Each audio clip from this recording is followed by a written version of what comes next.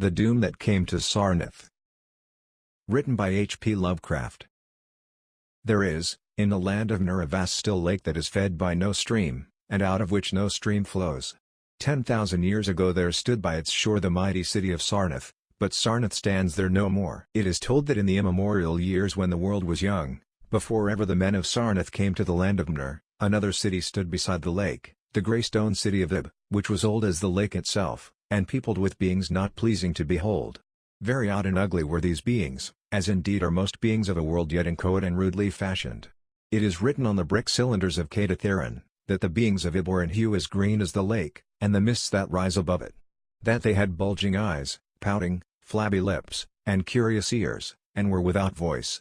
It is also written that they descended one night from the moon in a mist, they and the vast still lake and grey stone city Ib. However this may be, it is certain that they worshipped a sea-green stone idol chiseled in the likeness of Bakrug, the great water lizard, before which they danced horribly when the moon was gibbous.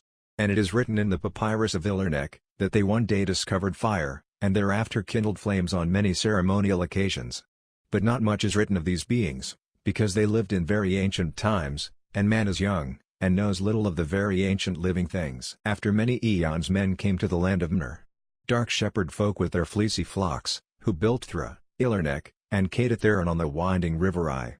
And certain tribes, more hardy than the rest, pushed on to the border of the lake and built Sarnath at a spot where precious metals were found in the earth. Not far from the grey city of Ib, did the wandering tribes lay the first stones of Sarnath. And at the beings of Ib they marveled greatly. But with their marveling was mixed hate, for they thought it not right that beings of such aspect should walk about the world of man at dusk. Nor did they like the strange sculptures, upon the grey monoliths of Ib, for those sculptures were terrible, with great antiquity. Why the beings and the sculptures lingered, so late in the world, even until the coming of men, none can tell. Unless it was because the land of Nur is very still, and remote from most other lands both of waking and of dream. As the men of Sarnath beheld more of the beings of Ib, their hate grew. And it was not less, because they found the beings weak, and soft as jelly to the touch of stones, and spears, and arrows.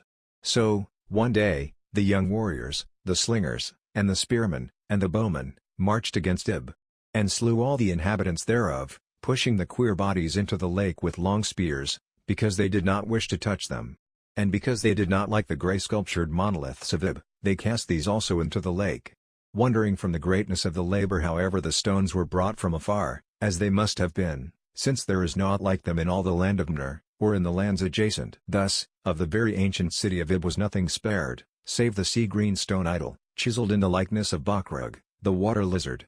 This, the young warriors took back with them to Sarnath, as a symbol of conquest over the old gods and beings of Ib, and a sign of leadership in Nur. But, on the night after it was set up in the temple, a terrible thing must have happened, for weird lights were seen over the lake. And in the morning the people found the idol gone, and the high priest Taranish lying dead, as from some fear unspeakable. And, before he died, Taranish had scrawled upon the altar of chrysolite with coarse shaky strokes the sign of doom. After Taranish there were many high priests in Sarnath, but never was the sea-green stone idol found. And many centuries came and went, wherein Sarnath prospered exceedingly, so that only priests and old women remembered what Taranish had scrawled upon the altar of chrysolite. Betwixt Sarnath and the city of Illerneck arose a caravan route, and the precious metals from the earth were exchanged for many things. Other metals, and rare cloths, and jewels, and books, and tools for artificers, and all things of luxury, that are known to the people who dwell along the winding river Eye, and beyond. So, Sarnath waxed mighty, and learned, and beautiful, and sent forth conquering armies to subdue the neighboring cities. And, in time, there sat upon the throne of Sarnath the kings of all the land of Nur, and of many lands adjacent. The wonder of the world and the pride of all mankind was Sarnath the Magnificent. Of polished desert quarried marble were its walls, in height 300 cubits and in breadth 75, so that chariots might pass each other as men drave them along the top. For full 500 stadia did they run, being open only on the side toward the lake, where a green stone sea-wall kept back the waves that rose oddly once a year at the festival of the destroying of Ib. In Sarnath, were 50 streets, from the lake, to the gates of the caravans, and 50 more, intersecting them. With onyx, were they paved, save those whereon the horses, and camels, and elephants trod, which were paved with granite. And the gates of Sarnath, were as many as the landward ends of the streets. Each of bronze, and flanked by the figures of lions and elephants carven from some stone no longer known among men. The houses of Sarnath were of glazed brick and chalcedony, each having its walled garden and crystal lakelet. With strange art were they builded, for no other city had houses like them. And travelers from Thra, and Illerneck, and TheEternalBard, marveled at the shining domes wherewith they were surmounted. But more marvelous still were the palaces and the temples, and the gardens made by Zocar the Olden King. There were many palaces, the least of which were mightier than any in Thra, or Illerneck, or TheEternalBard. So high were they, that one within might sometimes fancy himself beneath only the sky. Yet, when lighted with torches, dipped in the oil of Duther, their walls showed vast paintings of kings and armies, of a splendor, at once inspiring, and stupefying to the beholder. Many were the pillars of the palaces, all of tinted marble, and carven into designs of surpassing beauty. And, in most of the palaces, the floors were mosaics of beryl, and lapis lazuli, and sardonyx, and carbuncle, and other choice materials, so disposed that the beholder might fancy himself walking over beds of the rarest flowers. And there were likewise fountains, which cast scented waters about in pleasing jets, arranged with cunning art. Outshining all others was the palace of the kings of Mner, and of the lands adjacent. On a pair of golden, crouching lions, rested the throne, many steps above the gleaming floor. And, it was wrought of one piece of ivory, though no living man knows whence so vast a piece could have come. In that palace there were also many galleries, and many amphitheaters, where lions, and men, and elephants, battled at the pleasure of the kings. Sometimes, the amphitheaters were flooded with water, conveyed from the lake in mighty aqueducts, and then were enacted stirring sea fights betwixt swimmers and deadly marine things. Lofty and amazing were the 17 tower-like temples of Sarnath, fashioned of a bright multicolored stone not known elsewhere. A full 1,000 cubits high, stood the greatest among them, wherein the high priests dwelt, with a magnificence scarce less than that of the kings. On the ground were halls, as vast and splendid as those of the palaces, where gathered throngs in worship of Zocalar, and Tamash, and Laban, the chief gods of Sarnath, whose incense-enveloped shrines were as the thrones of monarchs. Not like the icons of other gods, were those of Zocalar, and Tamash, and Laban.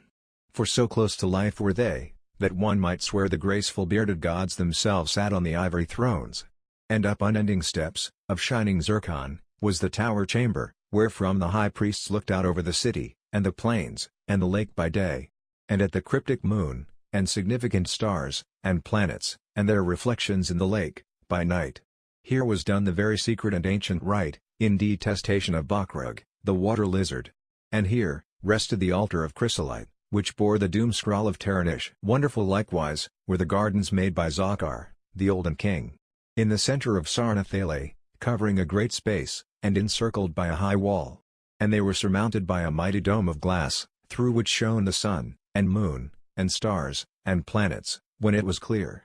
And from which were hung fulgent images of the sun, and moon, and stars, and planets, when it was not clear.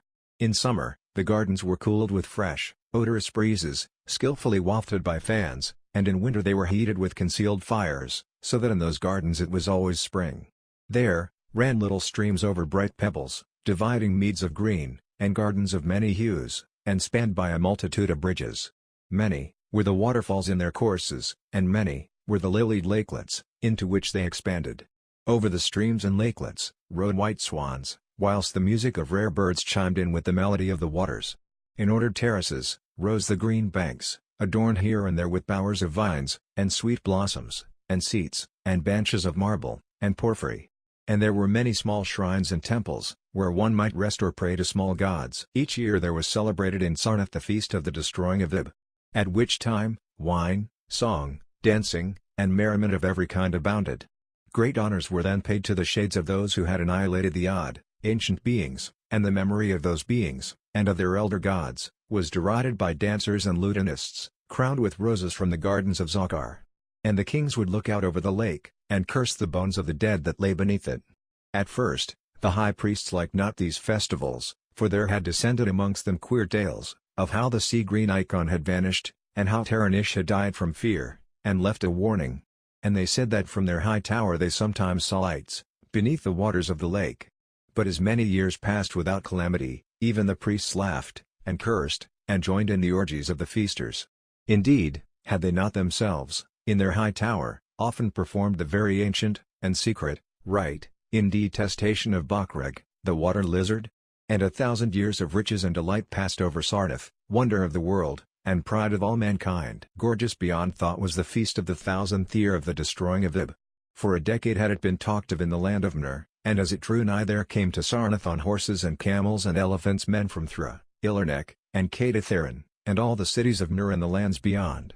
Before the marble walls on the appointed night were pitched the pavilions of princes and the tents of travelers, and all the shore resounded with the song of happy revelers. Within his banquet hall reclined Nargis-Hay, the king, drunken with ancient wine from the vaults of conquered Nath, and surrounded by feasting nobles and hurrying slaves. There were eaten many strange delicacies at that feast, peacocks from the isles of Nariel and the Middle Ocean, young goats from the distant hills of Implan, heels of camels from the Mizik Desert, nuts and spices from Sidathrian groves, and pearls from wave-washed until dissolved in the vinegar of Thra. Of sauces there were an untold number, prepared by the subtlest cooks in Almner, and suited to the palate of every feaster. But most prized of all the viands were the great fishes from the lake, each of vast size, and served up on golden platters set with rubies and diamonds. Whilst the king and his nobles feasted within the palace, and viewed the crowning dishes that awaited them on golden platters, others feasted elsewhere.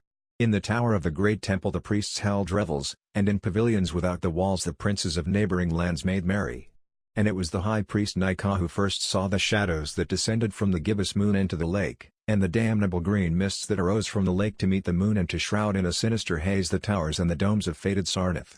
Thereafter those in the towers and without the walls beheld strange lights on the water, and saw that the grey rock Akurian, which was wont to rear high above it near the shore, was almost submerged. And fear grew vaguely yet swiftly, so that the princes of Illerneck and of Farakal took down and folded their tents and pavilions and departed for the river Eye, though they scarce knew the reason for their departing. Then, close to the hour of midnight, all the bronze gates of Sarnath burst open and emptied forth a frenzied throng that blackened the plain, so that all the visiting princes and travelers fled away in fright. For on the faces of this throng was writ a madness born of horror unendurable, and on their tongues were words so terrible that no hearer paused for proof. Men whose eyes were wild with fear shrieked aloud of the sight within the king's banquet hall, where through the windows were seen no longer the forms of Nargis-Hay and his nobles and slaves, but a horde of indescribable green voiceless things with bulging eyes, pouting, flabby lips, and curious ears, things which danced horribly, bearing in their paws golden platters set with rubies and diamonds containing uncouth flames. And the princes and travelers, as they fled from the doomed city of Sarnath on horses and camels and elephants, looked again upon the mist-begetting lake and saw the great rock Akurian was quite submerged. Through all the land of Mner, and all the lands adjacent, spread the tales of those who had fled from Sarnath. And caravans sought that accursed city, and its precious metals, no more. It was long ere any traveler went thither, and even then only the brave and adventurous young men of distant Felona dared make the journey. Adventurous young men of yellow hair, and blue eyes, who are no kin to the men of Mner. These men, indeed, went to the lake to view Sarnath. But, though they found the vast still lake itself, and the grey rock Akurian, which rears high above it near the shore, they beheld not the wonder of the world, and pride of all mankind. Where once had risen walls of 300 cubits, and towers yet higher, now stretched only the marshy shore, and where once had dwelt 50 millions of men, now crawled only the detestable green water lizard. Not even the mines of precious metal remained, for doom had come to Sarnath. But half buried in the rushes was spied a curious green idol of stone, an exceedingly ancient idol coated with seaweed and chiseled in the likeness of Bakrug, the great water lizard. That idol, enshrined in the high temple at Illerneck, was subsequently worshipped beneath the gibbous moon throughout the land of Mner.